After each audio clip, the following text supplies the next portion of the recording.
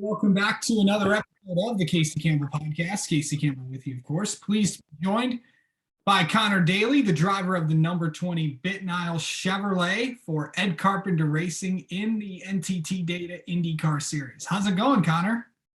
Great. Thank you. How are you? I'm doing well. Boy, it has been a crazy it's been an interesting few months for you, bud.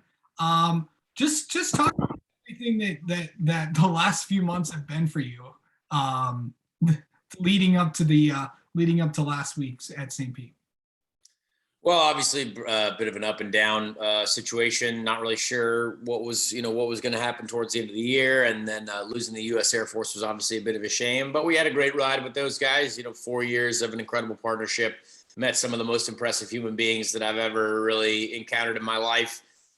Through them. So, sometimes we have to turn a page, and we did that. But all was kind of, not looking really awesome for a while. So. To kind of go through that emotional roller coaster with the folks that were kind of close, close to me was interesting. But yeah, it turns out it all worked out in the end, and we found an incredible new partner in Bitnile and Todd Alt and all of his, people that are working with him. Really, just one of the most supportive groups of people that I've ever come in contact with. So, really cool to be involved with them and have them as a new partner. And they love IndyCar racing and love the team that we're involved with Ed Carpenter Racing. So I know there's a story behind how Bitnile came on board. What was that like? And I know it was, for people that don't know, it's a crazy story how that all came together.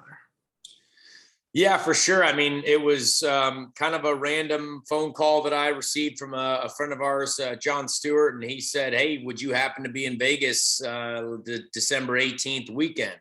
And sure enough, I had planned to go out there for my 30th birthday with some friends, just a group of, it was going to be a lot more people, but people couldn't come. And so it ended up being just 4 or 5 of us, Alex Rossi, a couple of friends of mine from Indy, and Travis Pastrana.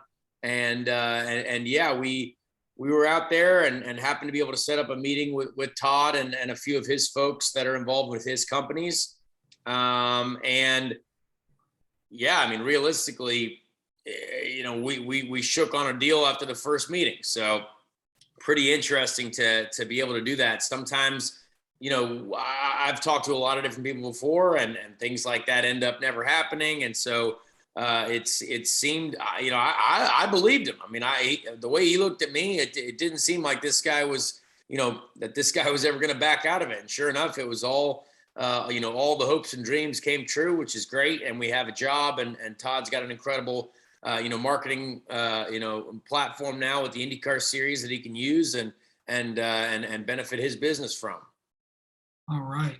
I know St. Pete did not go as well as you guys wanted it to. Overall, what did you think you and the 20 team learned that week, this past weekend? Well, I mean, honestly, yeah, of course it didn't go great, but it also didn't go great for anyone who didn't win.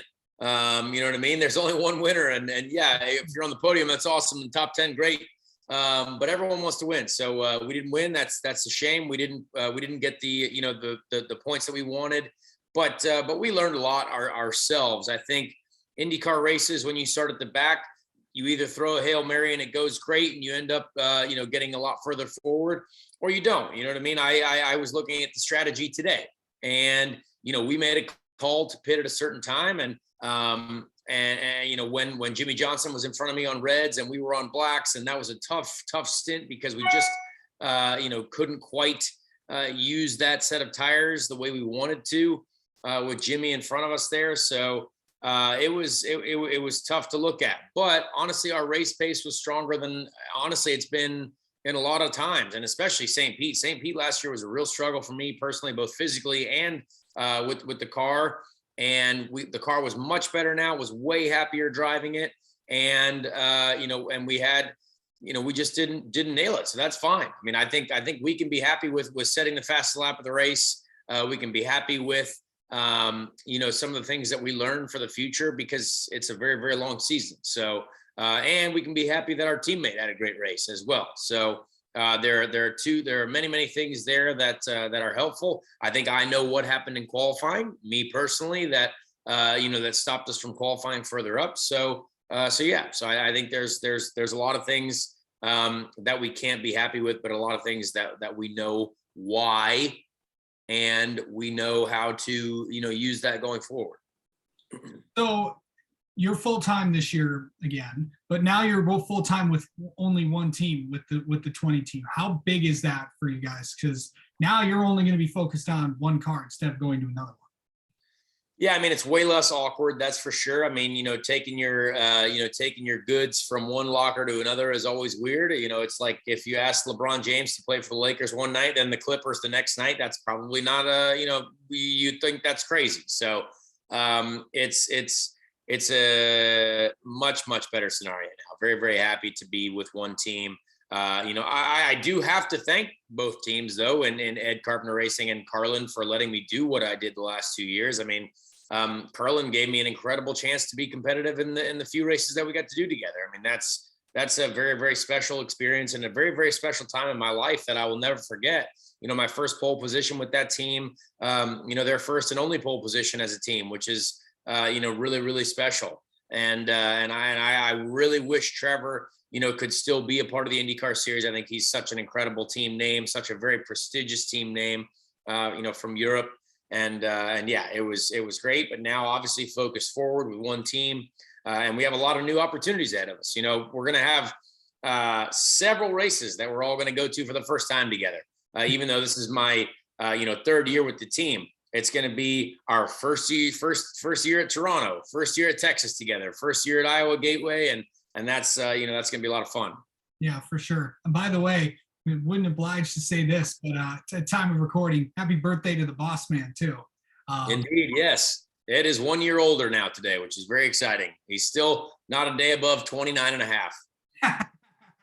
Yes. So going into this weekend at Texas, of course, you're pretty good on these ovals. Going into there, this is the first time that you and ECR have been together on the ovals. Of course, you've done a lot of ovals in IndyCar, and of course, you've also dabbled on the NASCAR side a little bit too. But overall, what's it like to go to Texas Motor Speedway?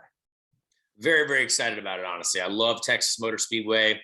I hope that this race is a fantastic one for our fans. Obviously, we have an incredible start to the season, television rating wise, with NBC, and now Texas is also a network NBC race, which is fantastic.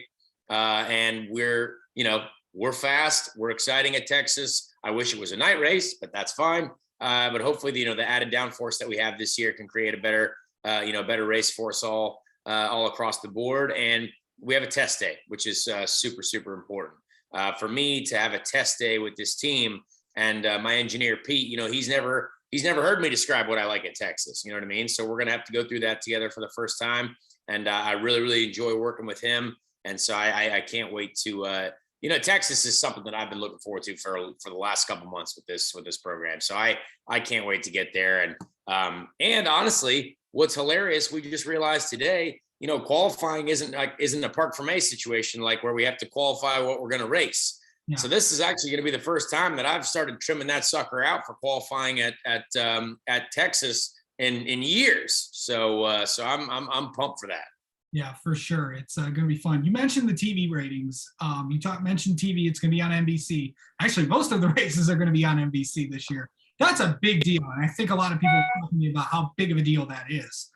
Just outside of, 2 races on a network that a lot of people get, and then one on Peacock. So talk about how big that is to get a lot of the TV ratings. And I'm sure you saw what St. Pete's were, and they were pretty big.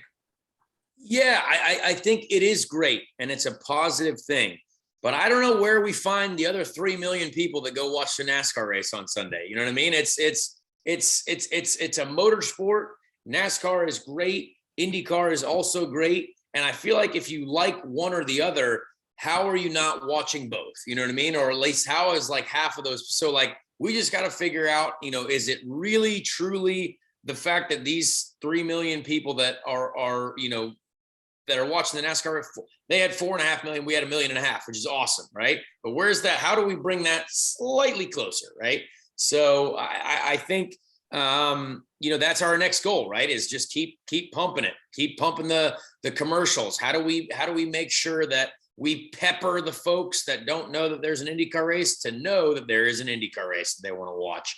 Yeah. Even just turn it on, check it out. Maybe you're like, okay, cool.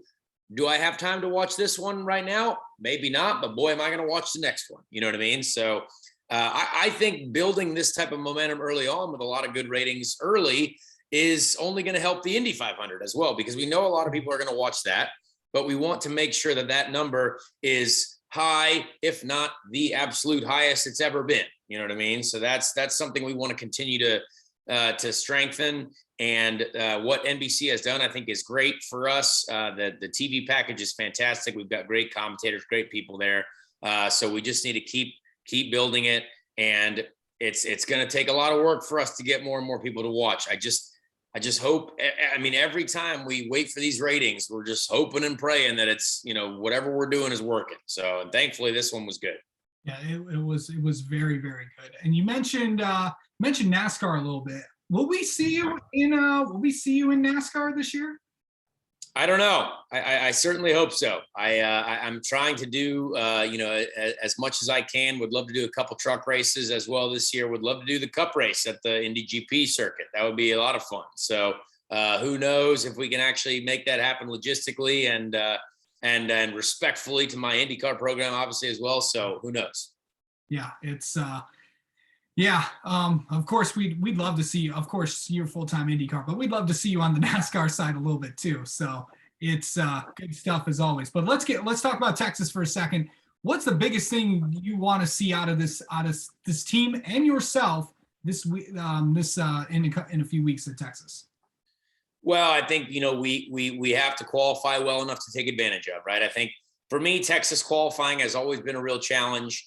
There's something about that track that we just haven't been able to find the right speed and the feel in qualifying, but racing has gone great for me there, obviously, in the past several times. So I want to be able to get out there and come up with a strong qualifying setup for a good 2 laps, put it in the field in a good position, but also use this test day that we've got coming up to make sure that when we bolt on our race setup, we're going to the front, and we can take advantage of strategic things. We can take advantage of, how strong this team can run on ovals, and that's the goal. So, we really want to go trophy hunting there. I remember finishing right behind Ed when he finished 5th there in 2020 and or 2019, 2020. I have no idea which year it was at this point, but I know we've run strong there. It was 2020 actually, and finishing 6th there with Carlin was such a great experience. I just love running at the front with those guys. Love running at the front on the ovals. I saw the strengths of that ECR car in 2020, and that wasn't all that long ago. So hopefully we're able to do that again, this year. All right. Well, Conor Daly, thank you so much for coming on and talking with us. And good luck in a few weeks at Texas, and good luck the rest of the season. We'll have you on again sometime. Thank you so much.